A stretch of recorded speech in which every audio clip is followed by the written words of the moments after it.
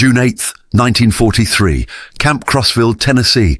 Unteroffizier Werner Hartmann stared at the metal tray before him with the confusion of a man confronting the impossible. The American mess sergeant had just served him breakfast. 2 fried eggs, their yolks golden and intact, 4 strips of bacon, crispy and glistening with fat. Hash brown potatoes, a generous portion, 2 slices of white bread with butter.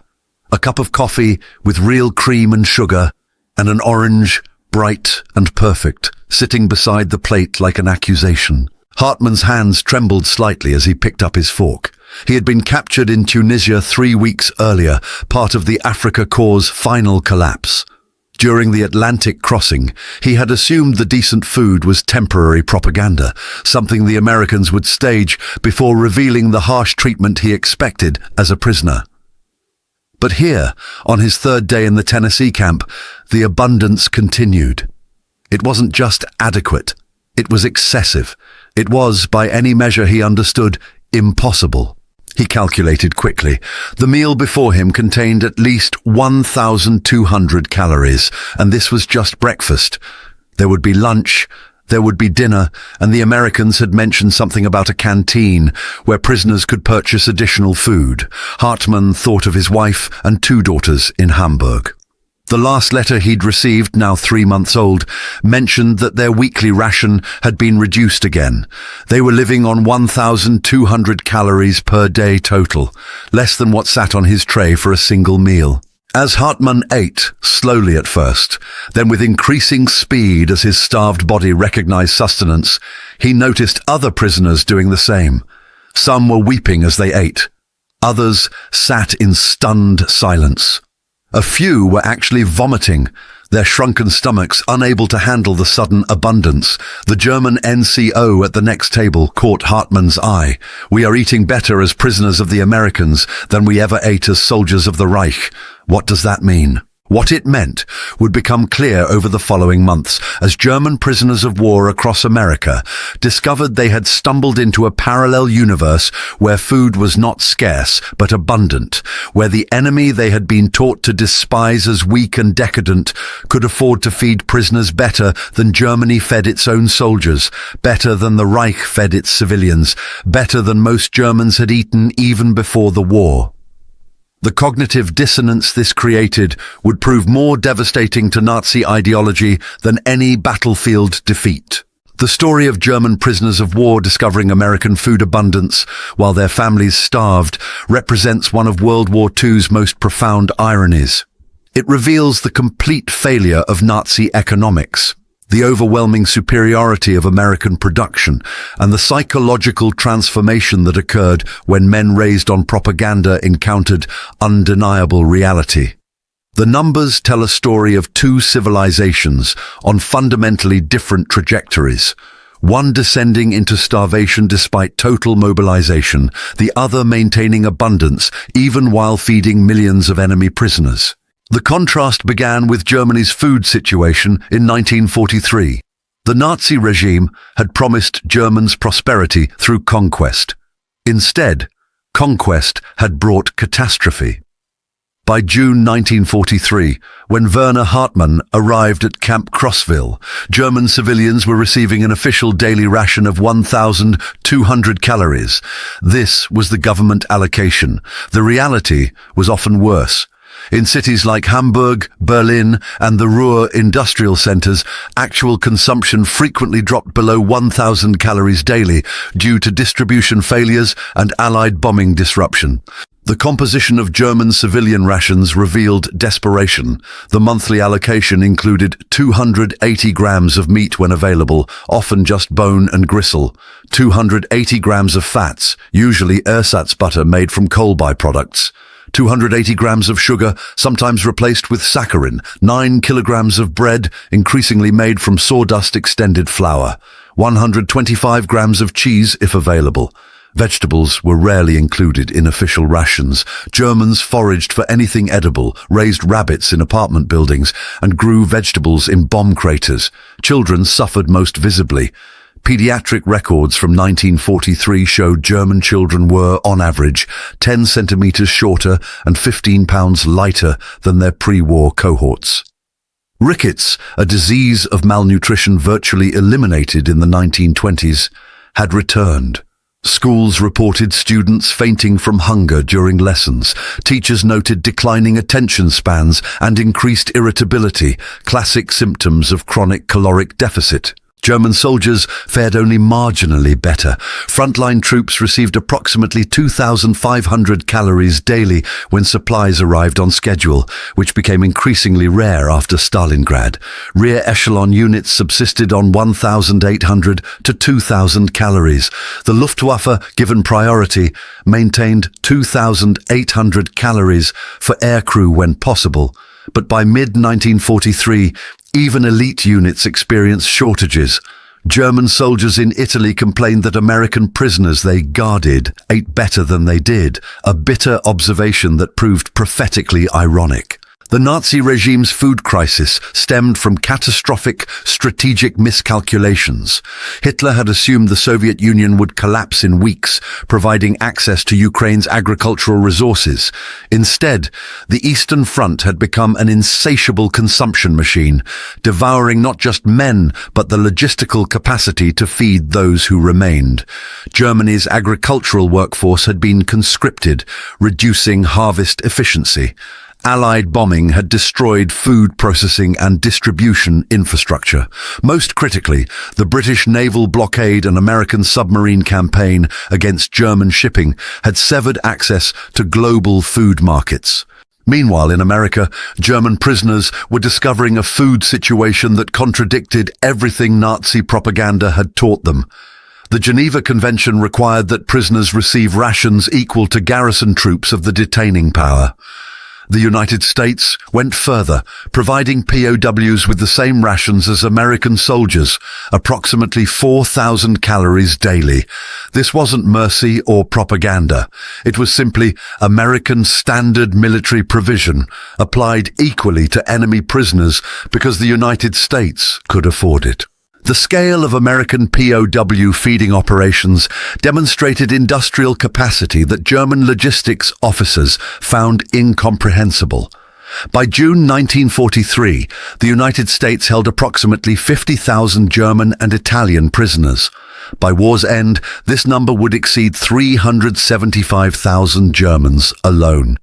Each prisoner received 3 full meals daily, plus access to canteen purchases. The total food provided to Axis POWs exceeded the entire German civilian ration allocation for a city the size of Munich. A typical daily menu at Camp Crossville or any of the hundreds of POW camps across America revealed abundance that seemed fantastical to German prisoners. Breakfast included eggs, meat, potatoes, bread, butter, milk, coffee, and fruit. Lunch featured meat, vegetables, bread, dessert, and beverages. Dinner provided meat again, different vegetables, bread, potatoes, dessert, and milk or coffee. The variety exceeded anything most German prisoners had experienced, even as civilians before the war. Obergefreiter Hans Müller, captured in Tunisia and sent to Camp Ruston, Louisiana, kept a secret diary that documented his first weeks in captivity. His June 15th entry revealed the psychological shock. Today for lunch, we had fried chicken, mashed potatoes with gravy, green beans, white bread with butter, apple pie, and milk. I calculated that this single meal contained more calories than my family's entire daily ration. How can this be possible? How can the enemy we were told was weak and desperate waste such food on prisoners? The quality matched the quantity. American military rations emphasized fresh food when available. Camp mess halls near agricultural regions served fresh vegetables and fruit. Meat was genuine, not the ersatz products German civilians endured. Bread was made from wheat flour without adulterants. Coffee was real, not the acorn or grain substitutes Germans drank. Sugar was refined cane or beet sugar, not saccharin. The difference between American prison camp food and German civilian rations represented not just quantitative disparity, but qualitative superiority across every category. German prisoners working in American agriculture witnessed even more disturbing evidence of abundance. Those assigned to farms saw crops so abundant that food was plowed under to maintain prices. In California, prisoners watched oranges bulldozed into pits because they were too small for market standards. In the Midwest, they observed grain elevators overflowing while their families starved for bread. The waste shocked them more than the abundance. Americans destroyed food casually that would have saved German lives. The canteen system at POW camps delivered the final blow to Nazi propaganda about American poverty. Using wages earned from labor, typically 80 cents daily, prisoners could purchase additional food items. Candy bars sold for 5 cents. Coca-Cola cost 5 cents. Ice cream, when available, cost 10 cents. Cigarettes, a luxury that had vanished from Germany, were plentiful. With a single day's wages, a German prisoner could purchase 16 candy bars, quantities that would have required a month's German civilian ration allocation if such luxuries existed at all. The letters German prisoners sent home created impossible situations for families in Germany. International Red Cross protocols allowed limited correspondence. Prisoners could write about their treatment, and German censors couldn't completely suppress descriptions of American abundance without revealing the Reich's failure. By late 1943, German civilians were receiving letters from captured husbands, sons, and fathers describing food situations that seemed like fantasy. Gefreiter Kurt Zimmermann wrote to his wife in Essen from Camp Hearn, Texas, in September 1943. The letter, preserved in his family's archives and later donated to the German Federal Archives, revealed the psychological torment. "My dearest Emma, I don't know how to tell you this. The Americans feed us 3 full meals every day. Today I had meat for breakfast, lunch and dinner. Real meat, not substitutes. I am gaining weight while you and the children grow thinner. This injustice tortures me more than any prison camp could. I am safe, well-fed and warm, while you endure bombing and starvation. What kind of world allows the defeated to feast while the innocent starve?" German military censors faced an impossible dilemma. If they suppressed all mentions of American abundance, families would demand information about prisoner treatment, creating domestic unrest. If they allowed the letters through, they acknowledged Nazi propaganda about American weakness was false. They chose an inconsistent middle path, allowing some descriptions while heavily censoring others. The result created more questions than it answered. German civilians knew their imprisoned men were eating better than they were, but the regime couldn't acknowledge this without admitting comprehensive failure. The psychological impact on German prisoners was profound and complex. Many experienced guilt so severe it manifested as physical symptoms.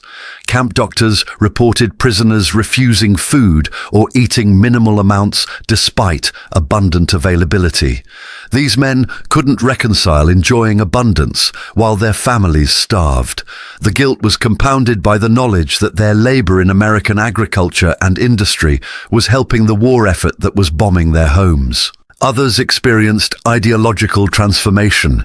If America could feed millions of prisoners generously while fighting a global war, while Germany couldn't feed its own civilians despite total mobilization, what did that reveal about the relative strength of democratic capitalism versus Nazi totalitarianism?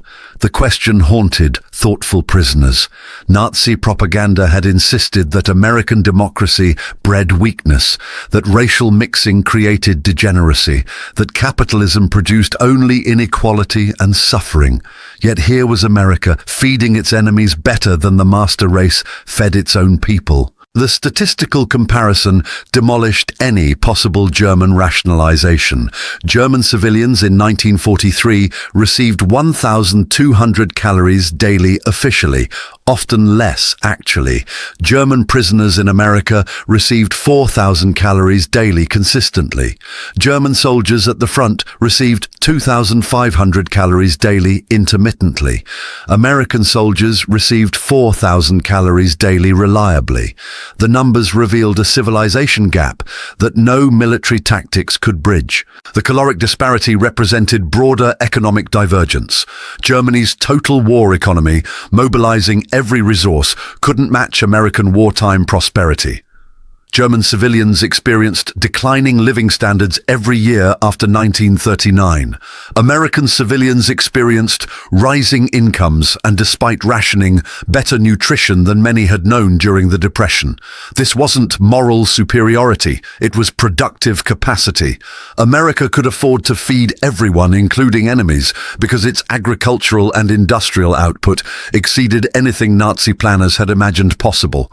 The transformation of German prisoners through American food abundance followed predictable stages documented in military psychology reports. Initial shock and disbelief gave way to guilty acceptance, then to recognition that American abundance wasn't temporary or propaganda but systemic reality. Finally came ideological questioning. If the Reich had lied about American weakness, what else were they lying about?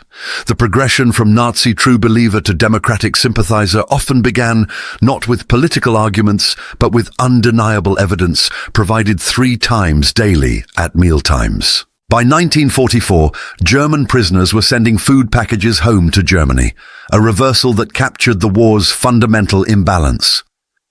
Using canteen wages, prisoners purchased American canned goods, chocolate, and instant coffee to mail through the International Red Cross. German families received Hershey bars from imprisoned sons, canned meat from captured husbands, real coffee from detained fathers. The humiliation for the Nazi regime was complete. The master race couldn't feed itself, while prisoners of the supposedly inferior Americans could afford to help. The long-term impact extended beyond individual prisoners to influence post-war Germany. Those 375,000 German POWs who experienced American abundance returned home in 1946 and 1947 as witnesses to democratic prosperity. They had seen what free markets and industrial democracy could achieve. They understood that Germany's starvation wasn't inevitable, but resulted from Nazi economic incompetence and military adventurism. These men became supporters of the Marshall Plan, advocates for Western alliance, and champions of the social market economy that would create West Germany's economic miracle.